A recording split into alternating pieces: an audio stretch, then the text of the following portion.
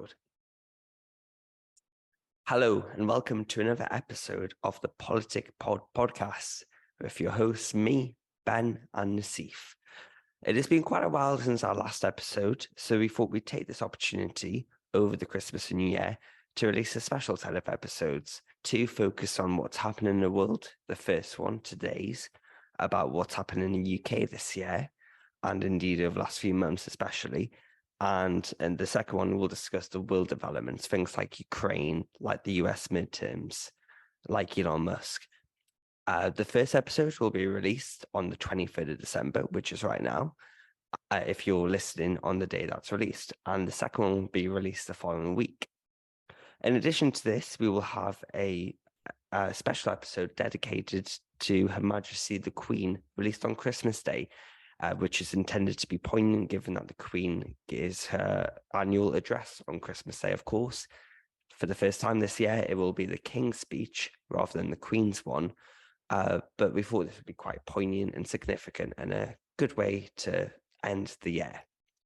So without further ado, let's crack on with all the UK developments, from Liz Truss to Rishi Sunak to Labour's rise. Okay. Let's see, if I'm going to start this off, we're going to start this episode off with a nice twist, and we're going to have a quiz. Brilliant. Okay, so we're going to see how many you get. There's no time limits, so you can have as long as you want. But let's see. So these are all events that have happened throughout the year. Okay, 3, 2, 1, go. Number 1, what did Northern Ireland First Minister Paul Givan resign over in February? I'm afraid I cannot remember for the life of me. That's fine. The second question, who was elected as Australian Prime Minister in May? It was, oh goodness, what was his name? Albanese. Correct.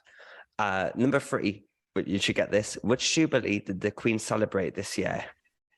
Brilliant. Well, this is an easy one. It was Her Majesty's Platinum Jubilee, 70 years on the throne. Correct. Next one, who resigned first, Rishi Sunak or Sajid Javid? I believe it was Sajid Javid, yes. You are correct again. So number 5, how much in unfunded tax cuts were included in the September 22 mini budget? And I'll allow 5 billion either side. Oh, goodness. I'm going to take a risk and guess 50 billion. Oh, I'm going to give you that. It was 45 billion, but since 5 billion on the side, just managed to get that. Okay, halfway there. This one, quite funny. Finish a sentence. Tofu eating, Guardian reading, Rokarati. Dare I say it, the Anti-Growth Coalition. You are absolutely right, 100%. The Anti-Growth Coalition. An unforgettable moment in politics, Ben. Oh, great. I've got a badge now that says proud member of the Rokarati.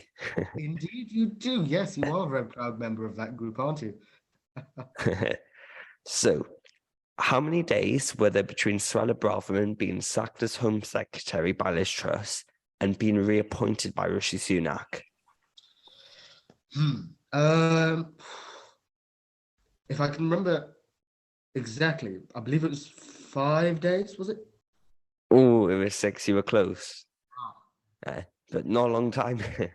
Hopefully shouldn't. Well, a long time in politics, perhaps. Yeah. Hopefully Grant Shapps didn't try and redecorate. Oh, good God. Okay, number 8. Liz Truss on the 19th of October claimed that she's a fighter and not a quitter. What did she do on the next day? She resigned. Correct. She did indeed resign. Or not. Okay. What she claimed is, I believe, was not delivering on the mandate of the Conservative Party. The mandate, which I believe dates back to 2019. Am I correct? Yes, that is true. But I think she was talking. It was more about her personal mandate. But yeah, and she hadn't really had a mandate to carry out that Conservative manifesto either, because it was Boris Johnson really that won that mandate. Indeed. Yeah, of course, in that statement, fighting on a quitter, she echoed Lord Mandelson from some 20 years ago, who also himself, after claiming that, had to resign. Right. Well, Yeah. let's hope the next person who claims that they're a fighter and not a quitter also doesn't happen to resign 10 hours after they've claimed that. Goodness. Well, this person, he didn't have, for the next question, didn't have the chance to resign. He was kicked out, in fact, and it was Matt Hancock. So where did Matt Hancock finish on I'm a Celebrity? Ooh, I'll have to admit, I wasn't particularly catching up with the series, but if I'm not, did he finish second, was it? Oh, close. He finished third.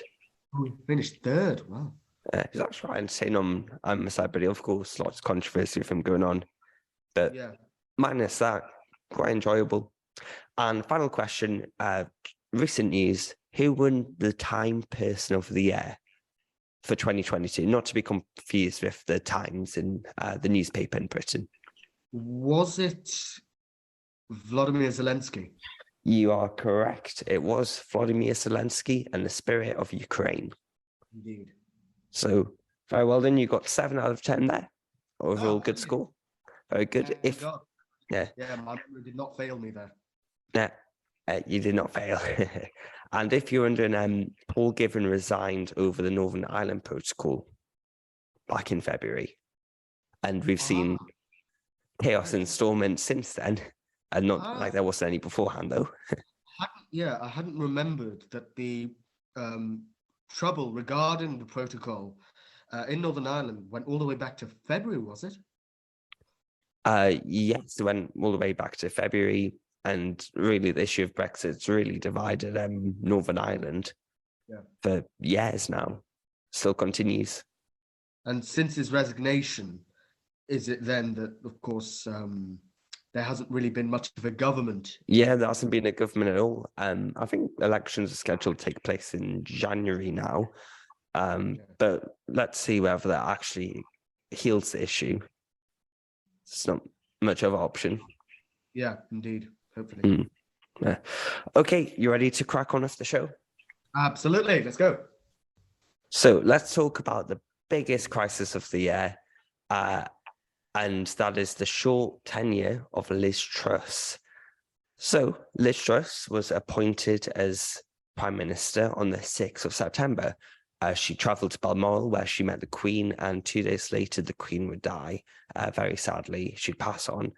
And then there'd be a period of mourning, of course, and that stopped government business. But then when it came back, just chaos ensued.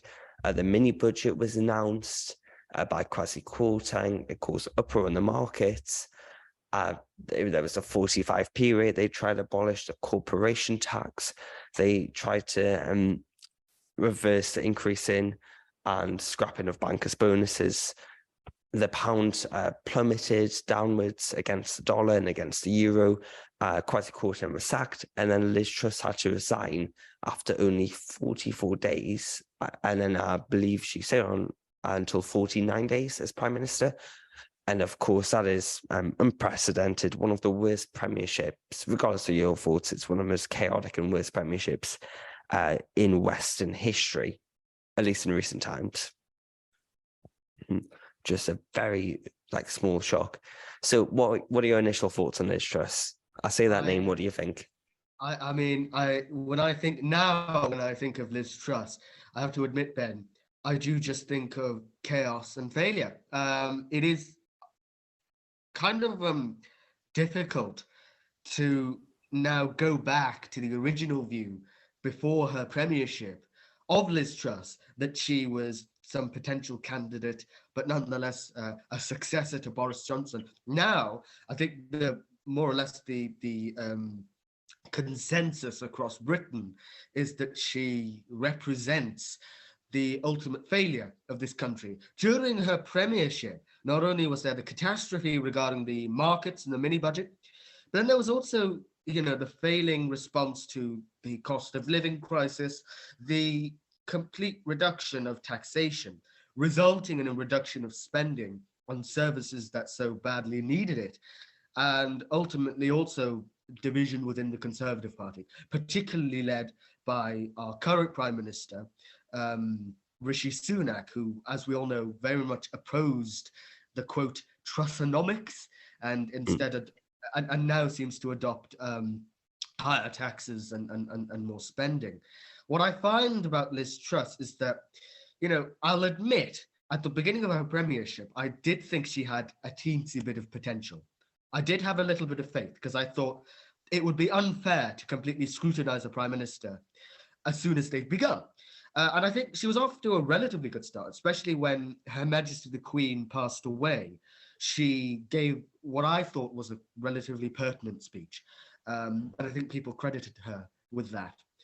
But ultimately, let's be frank, it went downhill so quickly because after that, the policies, the lawmaking, the division, the political chaos, and ultimately the consequences felt across the United Kingdom were so damaging to her and her cabinet and ultimately her premiership.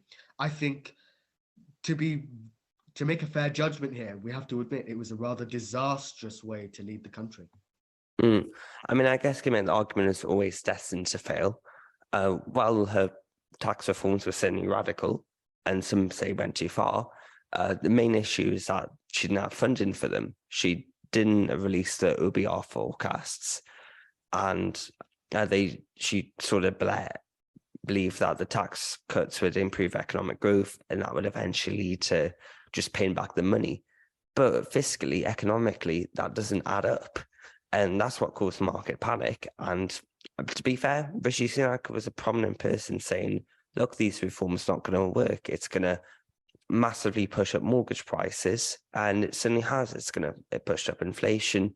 And we're now in the state we are now. Of course, Rishi Sunak's picked up the polls a bit, but Liz Truss is, during the height of the chaos, her poll ratings were so low, her personal ones, but also Conservative Party ones, some 30 plus points behind Labour. At one point, polls were showing that Conservatives would end up with 2 MPs, which is just absolutely absurd to think that is even possible. Yeah, to add to that, Ben, if I may, I just think one of the things that really shocked me was the polling. The as you said, 30 odd points behind Labour, which, if I'm not mistaken, is one of the, if not the biggest lead any party has had in the polls, in the history of modern British politics. And it was just absolutely shocking. I think at one point, who was it again who had more popularity than Liz Truss? I think it was Prince Andrew. Yes, it was Prince Andrew.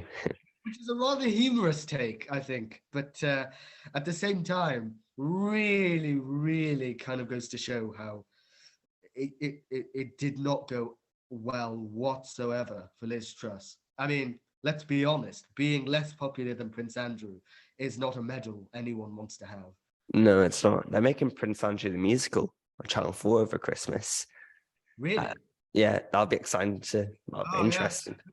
Yeah, I wonder if they'll make a Liz Truss the musical. Oh dear. Yeah, well, it won't be a musical as much as it'll be, some trodden up pantomime. Very true, very true. So, I mean, I don't think anyone can say a premiership was a success, even her closest backers, even those that completely believe in that ideology of low tax, a post-Brexit, Singapore-style, low regulation, tax-con dream. Is that alive anymore, do you think? Or do you think that's dead, or at least for a long time? I'm going to give my personal opinion here.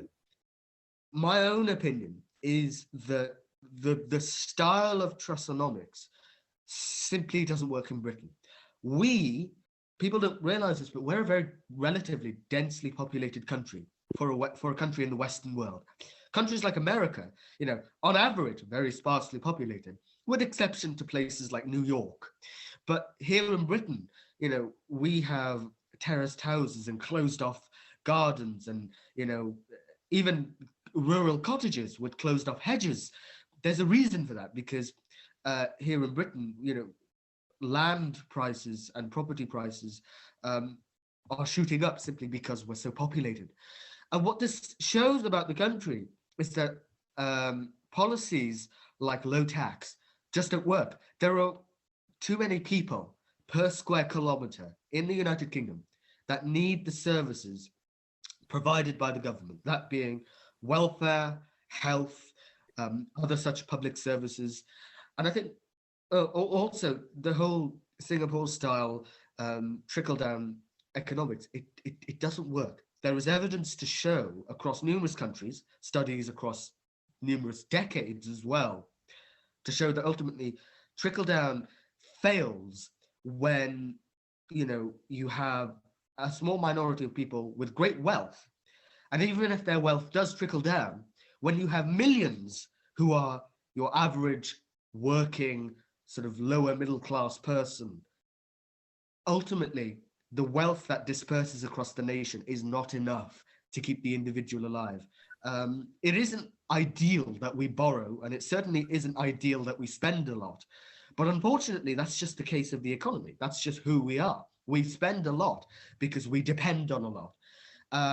And it's all well and good to take away the spending and lower tax and, encourage investment in business. That's great. That is to say, the encouragement of business. But ultimately, the loss of money causes a loss of services, and a loss of services properly damages British society. Because unlike France, unlike Germany, unlike Italy, as I say, we're incredibly densely populated. And so when services are cut, ultimately, people suffer. And I think that's why Trussonomics has become very, very unpopular. Whether the actual sort of dream of that type of economics still exists, we're just going to have to watch it. I think the Conservatives, particularly under Rishi Sunak, are starting to come round to the idea that lower taxes might not be such a good idea. But as I say, I guess we'll just have to observe that in the coming months. It's very true. You make a good point there, because Keir Starmer was talking about cutting taxes, as has Rishi Sunak, but in the long term, the problem is at the moment is that we've got an aging population, and that's showing no signs of slowing down, and we have an overstretched public services, but it needs to be overstretched, not in terms of not having sufficient funding, but in terms of it's bigger than what it's ever been. The tax rate is higher.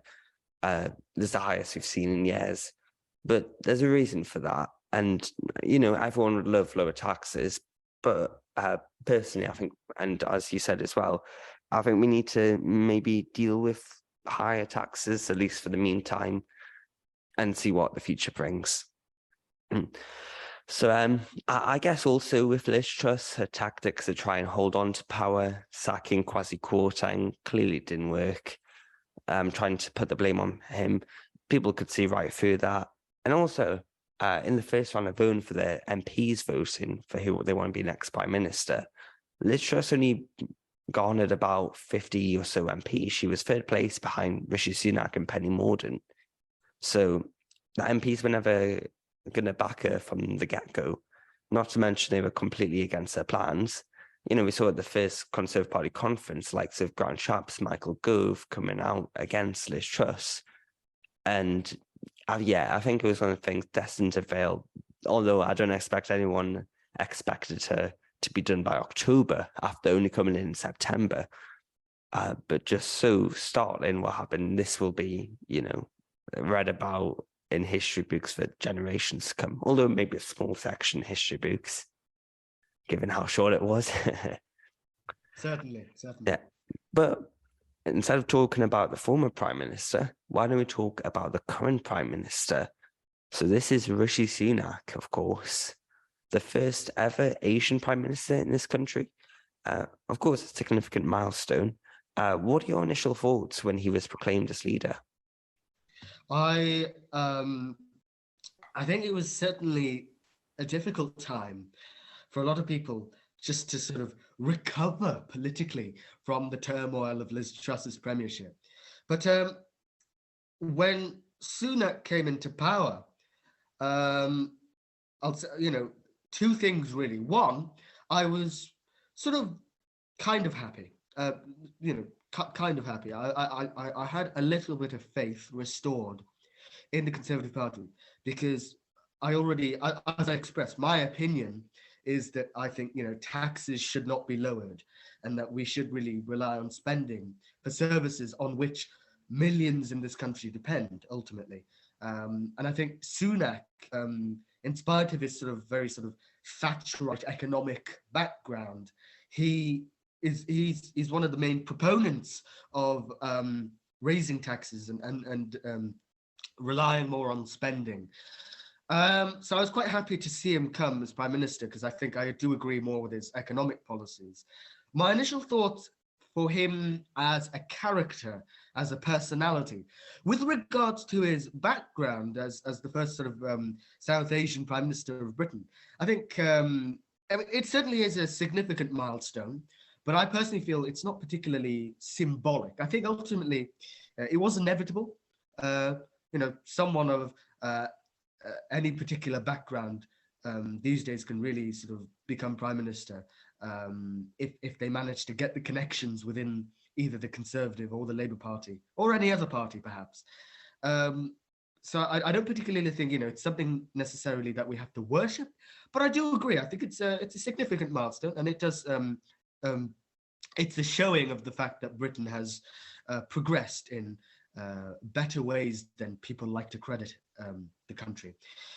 With regards to how he is as a personality, I think in recent days we haven't heard much from Sunak, admittedly, but he seems to be getting on with the job.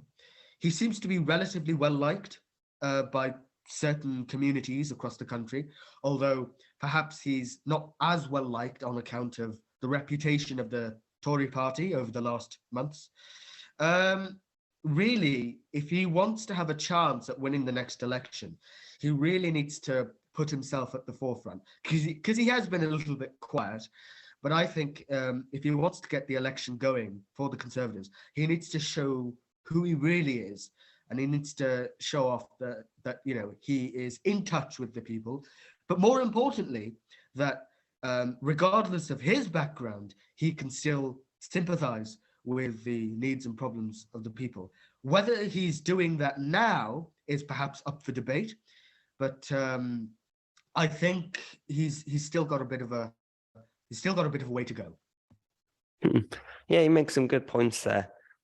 Many people have accused him of being a bit missing in the last month or so. Apparently, some rumours are saying around Downing Street, he accidentally walks into his Chancellor's office back from his time as Chancellor, still getting used to the new work situation place. Got a promotion though. But you make a good point about his background, of course, the first Asian Prime Minister, how, of course, people noted on it, but it wasn't a massive thing. It wasn't like, say, Barack Obama when he got elected the first ever Black president in America. And I think that's just more reflective of British society. They're becoming increasingly diversified and integrated. You can argue, well, I'd argue that we are pretty much complete and nearly completely integrated now in regards to our different races, ethnicities, and our culture. And over the past few years, some of the most prominent political figures have been non-white, whether they've been of Asian background or Black background, likes of Kwasi Kwarteng, Swala Bravan, Priti Patel, Rishi Sunak himself. The list goes on, and I think that's positive development. And I think you've got to give praise to David Cameron as Prime Minister. He certainly shepherded some of those changes, and now we're in a position where anyone can be Prime Minister, whether they're male, woman, white, Asian, Black, and I think that's quite a good thing in this country. I think that's something to be proud of, and the way we've moved forward in the last few years in politics, how quickly it's changed and progressed. Very much so. And also, I think it's worth talking a little bit about the autumn statement and how radically different it is from Truss. If you've got Truss on one side, you've got Rishi Sunak's policies on the complete opposite. So, of course, the Trussonomics event created a 55 billion fiscal hole in the UK. So how are you going to fill that gap? Well, Jeremy Hunt and Rishi Sunak, they've carried out stealth tax rates, freezing thresholds, in some cases cutting them. And then there's also been spending cuts that they've announced. However, this is quite sneaky of them. they're leaving it until after the next election, which most people expect Labour will win, quite a comfortable majority, thus leaving Labour liable to cut all these spending commitments, which is very sneaky of them. Of course, you can, the good point they'll make is that, we need, during this time of cost of living and the strained public services, that's when we need more spending. We'll just cut it later on, which is very valid, but it does work out well for the Conservatives. However, some people have described it as a bit of I can't pronounce this right, but a banana budget, one that is meant to just send a signal to the market. So when the time for spending cuts does come in a few years, the economic situation is improved, and they might say, okay, we don't actually need to do this anymore. But one last thing, very relevant at the moment, is strikes. What do you think of strikes? At the moment, what is the government's response to them like? Do you think they should hold their foot down and say, no, we're going to resist any further wage increases for fear of inflation? Or do you think they need to start working with the unions and come to agreement? My goodness, yeah, it's incredibly not only just relevant, but one could argue perhaps controversial, because on the one hand, you've got a lot of key members of services that, as I said before, millions in the country depend on. And now these key workers are going on strike. So what happens to the services? They essentially disintegrate or get watered down. And it's quite frankly affecting the country. So on one hand, a lot of people are very, very either angry or just somewhat inconvenienced by the strikes. But then the argument, and it is an age-old argument, can they be justified? Because really, two things have to be mentioned here. One is, isn't the point of striking to cause a disturbance? That's how striking creates an effect. If you go on strike and it doesn't do anything, why are you going on strike? And the second thing really is and I think a lot of people sympathize with NHS workers, rail workers, postal workers, etc., etc. The list goes on. A lot of people sympathize with them because, let's be frank, a great deal of those people are not paid so well, particularly in the NHS. The NHS is infamous for having doctors and nurses who've trained for years not getting paid enough, or as much as one would really expect them to be, considering the fact that they're doctors and nurses. They're essential. They are a vital part of our society. What I think the government has done recently is kind of next to nothing, not in the sense of opposing strikes, but more so the government hasn't actually conjured up a response. I think the only thing that the government's really said recently is that they're not budging on negotiations with the unions, and that they're not budging on giving deals with larger pays. The unions have recently rejected deals with the big businesses to better pay for the workers. And I think that's on account of the fact that in the eyes of the trade unions, the pay that was suggested was not enough for their particular standards.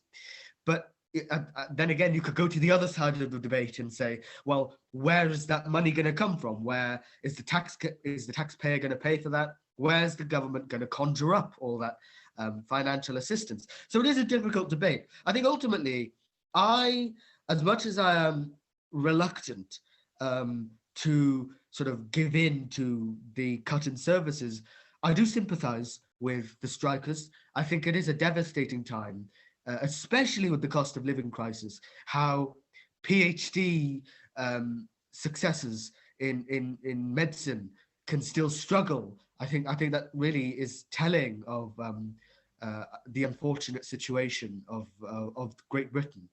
And so I find that what the government really should do is try and get the unions at the negotiating table. Do what we did 50 years ago, back in the 70s, and see if we can really allow the government and the unions to come to a consensus on a compromised pay, but also a compromise in allowing workers to come back and refill our services, because it truly is a devastating time for the country. Very interesting. And of course, a debate that will be very relevant over the next few weeks as the strikes occur, if they do occur, unless the government, come to the table with improved offers, or they could hold their foot down, let's say. So we're entering the last little bit of podcast. So we're on to the last two topics we'll get through. So first one, just very quickly, Matt Hancock. Was it right for him to go on I'm a Celebrity? It's a very difficult debate. I think ultimately, from an amusement point, absolutely, yes. I very much found it amusing to find the former health secretary. I think I had previously made the joke that he clearly couldn't get enough of the cameras. So, yeah, he had to go on I'm a Celebrity. As to which sort of cameras, we won't have to comment. But ultimately, I think... it is hard to make a judgment, but if you pointed a gun to my head and said I had to make a decision about this, I would probably say it wasn't really a good decision. Perhaps an incorrect one on his part. I think the intention was great. He wanted to promote something. I think, what was it? Dyslexia? Yeah, dyslexia. Yes, and he wanted to obviously show the better side of MPs, but he did it at such an incorrect time. The timing was off, and I think that's what I found so disappointing. Worse still, he was still a member of parliament. His constituents were not being represented because he was all the way in Australia, trekking through the jungle, eating bugs. I was, it is very amusing.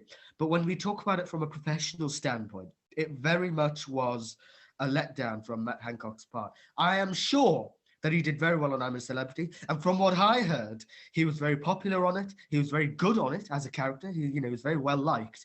But, I just ask, why couldn't he have done that as an MP? Why couldn't he have said, oh, I'm a member of parliament and I can be a good person? Why does it have to be on this sort of reality TV show? And so I think, he had good intentions, and I'll credit him with that.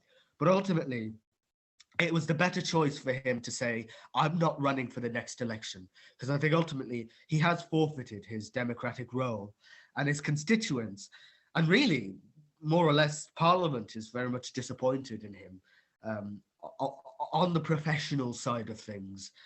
So, it is a tough decision, but I think to credit him, it was good intentions, I would argue. What I would say about it, I'm going to play a bit of devil's advocate here. I agree with him going on. Of course, it completely overrides his parliamentary responsibilities. Frankly, as a government minister, now, if he was a government minister at the time, that would have been even worse. But I think that politicians need to go where the people are, and the people are watching reality TV. I'm Celebrity is one of the most popular programs on British television, and it's one of those shows where he's forced to be himself. He's forced to be authentic in who he actually is. You can't pretend to be someone for 3 weeks straight, being monitored 24 hours. And I think it was. And of course, it's very controversial. I think it was quite brave of him to go on. And I think he was popular on I'm a Celebrity. And I think it did show the human side of politicians. And I think that's what politicians need to do more. I don't mean going as in a jungle more. I mean, just show their human side more. But who knows what he'll do in the future. He's stepping down as an MP. Rumours of his future showbiz career. Get ready for the Late Late Show with Matt Hancock MP. Coming to a channel near you soon. Indeed, yes. So on to the final topic. We're in the last few minutes, and we're going to end it with something about the future, looking to next year and the next decade potentially. and that is Labour's incredible rise. So they've made an astounding turnaround. So let's look back to May 2021. Boris Johnson was in Hartlepool celebrating a landslide victory in a traditional red wall seat, another one to his collection along the north. Keir Starmer's leadership was in free fall, and it looked as though he wouldn't last until next election. That is Keir Starmer. Of course, one of those men didn't last until election, and that man was not Keir Starmer, it was Boris Johnson. And now, recent polls have predicted almost a landslide for Sir Keir Starmer. His turnaround has been one of the most incredible in British political history recently. And I've got the most recent YouGov poll at the time of recording. Of course, this changes all the time, and we could be sitting here in a year's time looking at what we said and thinking this is stupid, but we're going to go for it. So Labour on 48%, Conservatives on 23%. That's a Labour lead by 25%. That's outstanding. Of course, a bit lower than when Liz Truss was Prime Minister, but still nonetheless really high. Reform UK on 9%, Lib Dems 8%, Greens 5%, and SNP 5%. Also, the Labour frontbench are receiving ministerial training as we speak, and now a Labour government feels almost imminent. So 3 quick questions to just end off today's episode, quick answers. So is this Labour's success or the Conservatives' failure? Yes, which one? I think both. Very interesting way to put it, and I think that's very much true. Of course, Labour are coming out with more policies now, and they are improving success. There's a reason why all the lost Conservative voters are turning to Labour. And of course, Labour have shifted definitely to the centre. Actually, a recent immigration speech by Sir Keir Starmer fell even further right than Rishi Sunak's government. So he's trying to appeal to all angles of the British electorate. Also, constitutional reforms recently announced scrapping the House of Lords. Yeah, good idea or bad idea? I would say a bad idea as a Conservative myself, but everybody has their opinions. Of course, that's a big topic, and we could spend an entire episode going on about, potentially even multiple episodes if we wanted to. But the problem with that sort of thing, and Lord Mandelson pointed out, well, it's very ambitious, and I admire that reformist attitude. Ultimately, it's very time-consuming and will take a lot of resources. And final question to end off the day, can the Conservatives turn it around? Was it too late? They're going to have to work absolutely religiously hard if they want to. But even then, I have little faith in them. I guess we'll have to see. We'll have to check out next year. Anyways, that is the end of the episode. And join us next week for the next one. And also remember, on Christmas Day, there is a special episode about the Queen. So thank you for listening, and see you next time.